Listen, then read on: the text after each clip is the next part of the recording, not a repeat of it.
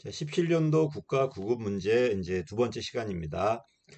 두 번째 시간 이제 하반부인데요. 이게 좀 법령이 많이 나왔어요. 그래서 전반부보다는 좀 어려웠을 겁니다. 1번 보니까 특수경력직이잖아요. 이분도 공무원이죠. 근데 신분 보장이 되는 경력직과 여기는 완전히 다르죠. 딱 두 가지만 같아. 보수와 복무 규정만. 보수와 복무 규정은 특수경력직이든 경력직이든 같지만 이것 빼고 나머지는 다르다고 보시면 됩니다. 실족주의와 직업공무원제 획일적 적용을 받지 않는다. 다만 보수와 복무 규정은 같다. 2번은 조심할 게 뭐냐면요. 감사원 직원이 들어와나 봐야 돼. 감사원. 국가정보원은 특정직이지만 감사원은 일반직이란 말이에요. 법관, 검사, 외무, 경찰, 소방, 교육, 군인, 군무원, 헌재재판, 연구관. 그 다음에 조심할 거는 헌법재판소, 헌법연구관은 뭐다? 이거는 특정직이 맞아요. 판사니까. 근데 헌재재판관들 있잖아요. 재판소장이라든지 재판관들은 이거는 정무직이에요. 근데 대법관들이나 대법원장은 특정직이야. 그래서 대법관이나 대법원장은 장관급 이상이어도 특정직이지만 헌법재판소의 그 재판관들은 정무직이에요. 반면에 헌법연구관은 그냥 특정직입니다. 그다음에 국정원 직원은 특정직이고 감사원 직원은 일반직이고요. 됐죠? 경력직 중 특정직이다 맞는 말이지. 또 선거로 들어간 공무원들하고 임명에 동의받는 공무원들은 정무직입니다. 원칙적으로. 근데 어때요? 대법원장과 대법관은 임명에 동의받아도 정무직이 아니라 뭐다? 특정직이에요. 이거 좀 조심하셔야 되고요. 그다음에 고위공무원단은요. 행정부에만 있어요. 또 국가직 공무원만 있습니다. 중앙기관, 지방에 근무하는 3급 이상의 공무원들은 국가직이라면은 고위공무원단 소속이에요. 근데 누군 안 된다? 지방직 공무원은 아닙니다. 지방직 공무원. 지방직에는 고위공무원단이 없어요. 그래서 행정부만 있다. 사법부나 입법부는 없다. 헌재도 없어요. 감사원 행정부 소속이니까 있지요. 있습니다. 근데 여기는 일반직이든 일부 특정직하고 별정직도 있지만 국가 공무원만 되기 때문에 지방 공무원은 제외입니다. 근데 지방에 근무하는 국가 공무원 중에는 일부가 고위공무원단이 있습니다. 넘어갈게요. 이것도 법률 문제였고요. 두 번째 다면평가 물어봤죠. 다면평가는 김대중 정부 때 들어왔다가 그 선택사항으로 필수로 바뀌었다가 명박이형 때 다시 선택으로 바뀌어요. 그래 해도 되고 안 해도 돼요. 해도 되고 안 해도 되고 또 공개해도 되고 안 해도 돼요.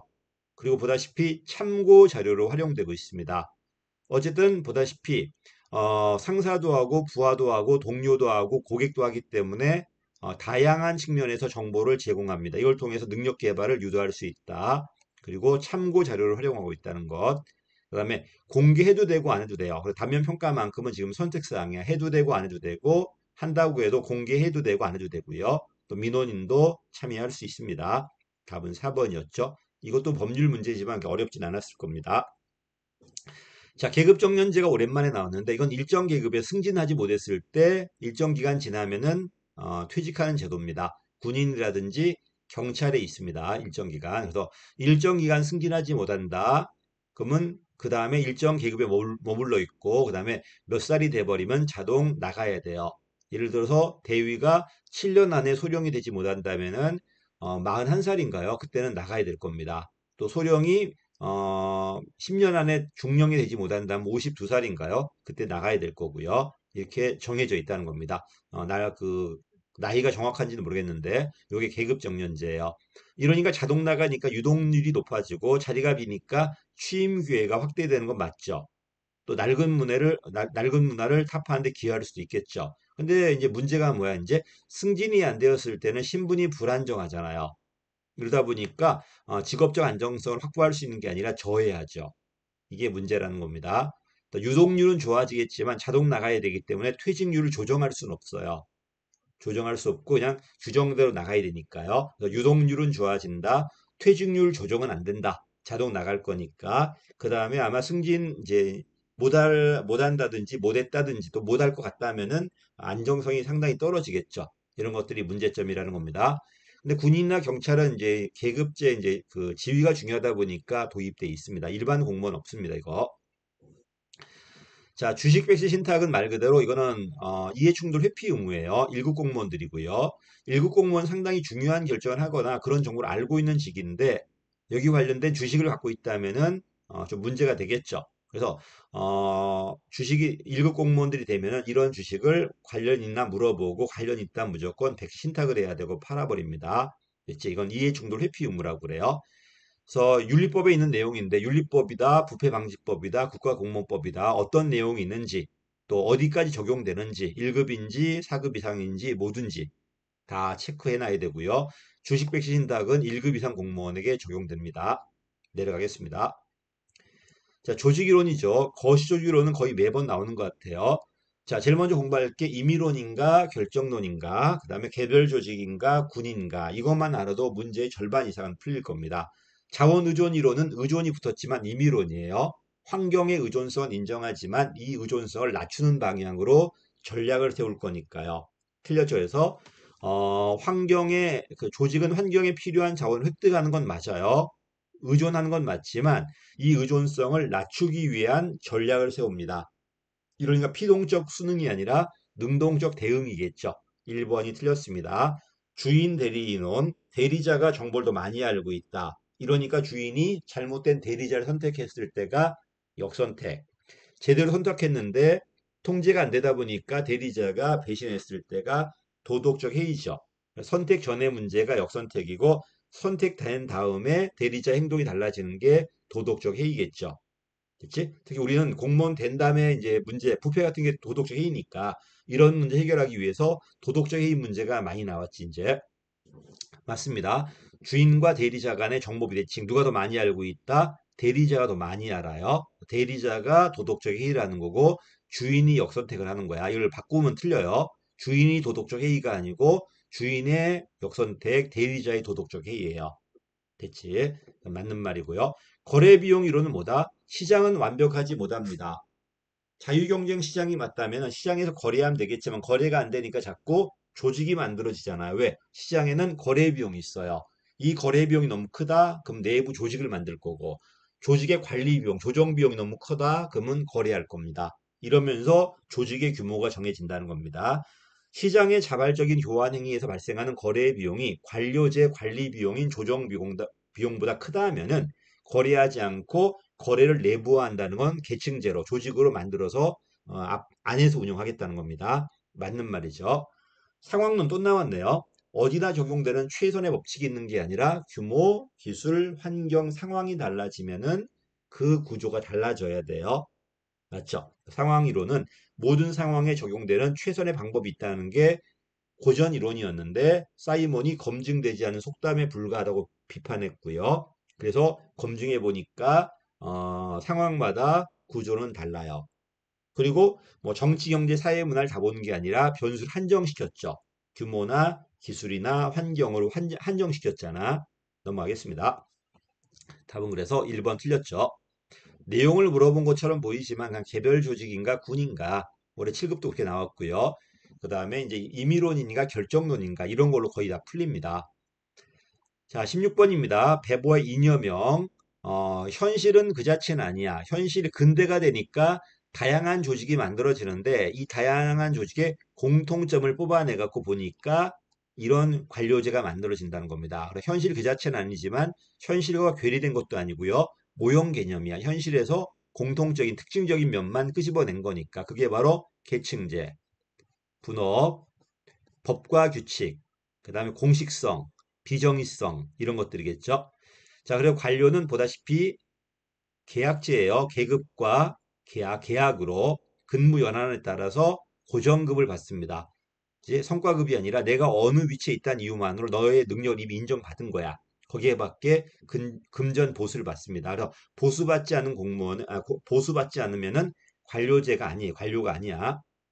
그 다음에 2번 틀렸죠. 민원인 입장이 아니라 중립적 시각에서 비정의성이죠. 누가 봐도 똑같이. 답은 2번입니다. 그 다음에 모든 권한과 관할 범위는 다 법에 정해져 있죠. 그지? 모든 걸 문서로 하고요. 문서 주인이 법과 규칙이니 계층제니 전문 전임이니 그 다음에 보수 이런 것들이 전부 다 관료제 특징입니다. 근대 사회의 특징이라는 겁니다. 됐죠? 요런 게 많으면은 그 사회가 근대 사회, 자의성이 지배하는 사회라면 전근대 사회. 서양이 동양보다 빨랐던 게 이런 조직이 먼저 발달했기 때문에 더 빨랐다고 말하는 게 배보의 주장이에요. 답은 2번입니다. 비정의성 물어본 거야, 지금. 자, 17번입니다. 역시 조직의 유형이네요. 올해는 조직이 많이 나왔네. 기사 매수네죠. 탈관료제 유형을 물어봤네. 테스크포스와 프로젝트 팀은 저번에 설명했던 것 같아요. 어떤 조직이 있어. 갑자기 이상한 문제가 터진 거야. 이러다 보니까 사람이 모인 거예요. 사람이 모여서 파견돼 갖고 그 문제 해결하고 원대에 복귀하는 게 테스크포스. 특수한 과업을 목표로 다른 부서 사람들이 임시로 모여가지고 팀 만든 다음에 해결하면은 해체되는 겁니다. 됐죠? 근데 프로젝트 팀은 조직이야. 사람이 모인 게 아니라 그 문제가 반복해 터지니까 아예 이 조직의 전임으로 앉히고 계층으로 앉힌 다음에 조직을 만들어 갖고 요 문제를 전담시키는 거야. 물론 이게 다 끝나면은 원대 복귀할 수도 있어요. 근데 지금은 탈퇴한 다음에 전임으로 일했다가 나중에 돌아갈 겁니다. 자, 그 전략적으로 중요하거나 창의성 있는 새로운 프로젝트를 진행하기 위해서 보다시피 여러 부서의 전문가를 선발한 거 맞죠? 그리고 얘는 조직이야.